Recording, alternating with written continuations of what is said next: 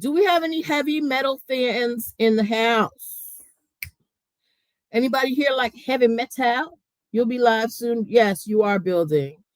Do we have any heavy metal fans in the house? If we do, please give me a drum emoji. Okay. Now, for those of you who can see this image, this is a band by the name of Slipknot. Hello, the Lubis. So Lubis, you're a heavy metal fan. Are you a fan of Slipknot? Let me know. Let me know if you're a fan of Slipknot. Um, anyway, so Slipknot, they are a heavy metal band that has, you said not since the 80s. I listen, I don't know anything about this. I don't know anything about this band except for what I heard in this story. Hello, One True Empress.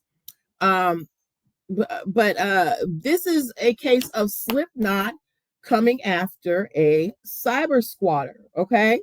Um, so again, Slipknot, they are from Iowa. They wear masks. They have been in the game for, apparently, according to Nate, they've been out since the 80s. So they have a long history, right? Now in the 80s, there weren't websites and things like that ready. People weren't doing all that, right? Because there weren't any websites to have. But because as time went forward, I don't know if you guys remember, there was a certain amount of time when cyber squatting was a thing. Do y'all know 20 years? Oh, not the 80s? Oh, 20 years, my bad. They're about 20 years old, my bad. Um anyway, so if it's 20 years, they came out in the early 2000s, right? Um Around that time is when everybody started having websites. But but not everybody thought that it was a necessity. So you had people who started cyber squatting. So they would buy domain names for popular things. And the idea was that if somebody wanted that website, they would pay you, a crazy amount of money. Like I remember hearing about people who were trying to get like millions of dollars for a specific domain name, right? So Slipknot, I guess, maybe they waited too long. Maybe somebody just beat them to the punch. But someone had has had slipknot.com, the website, they've had that domain name since 2001. Now, according to the Lubis, Slipknot is about 20 years old. So around the time I guess they started coming up and being popular, somebody was like, "Ooh, let me get their website name. Let me get the name of their website just in case they want it." Right? So the band at the time, they didn't want to pay it, so their website is slipknot1.com. So as opposed to slipknot.com, it's slipknot1.com. But they have been trying to sue this company forever, okay? Because they are saying that it's trademark infringement. The people who got this domain name, you got it specifically because Slipknot was getting popular, and you thought that you were going to be able to, either get them to pay you some money for it or do something else, right?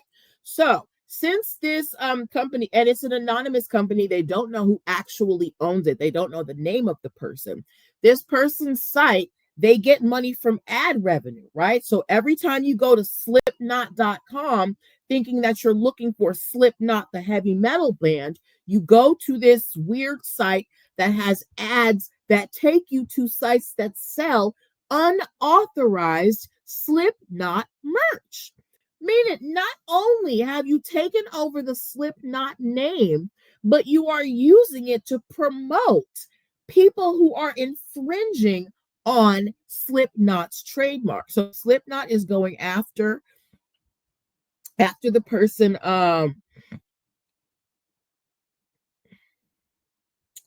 Nate, it's not the trademark that's the issue. It's the domain name. The person purchased, hey girl, hey, the person purchased slipknot.com. And they're a band, so they probably wanted that website, but when they went to go get it, it was already taken. And the person who had it, they either didn't want to sell or they wanted too much. So they chose to go with a different website, Slipknot One. But the average person who is looking for Slipknot on the internet is probably just going to type in slipknot.com thinking it's going to take them to the band's website. But no, you go to this weird person's website who is taking you to websites that sell you counterfeit Slipknot merch. So they are suing this person. The band wants unspecified remedies, meaning they haven't come up with a solid number. And this domain dispute has been going on for 23 years. Nate, you're saying that should have been created at their creation, but think about in the early 2000s. How many of y'all were thinking about having a website in the early 2000s? Yes, now we are in a day and age where having an internet presence is absolutely critical and necessary. But that wasn't necessarily the case in the early 2000s, because I'm thinking about that was college for me. So, yes, I had internet to do my schoolwork, but I didn't have a smartphone. I was not purchasing stuff online. I didn't even have a Facebook. So at that time, nobody was really thinking about websites like that. But now it's just, the natural progression. But they have been trying to get this domain name for the last 23 years. And to add insults to injury, not only does this person have the website domain name that they want, they're also using it to help people buy counterfeit Slipknot merch. So Slipknot is not taking this line down. They are going to the courts and trying to get their shmoney. Now, I don't know how possible that's going to be when you don't know who's the actual owner of the website, right?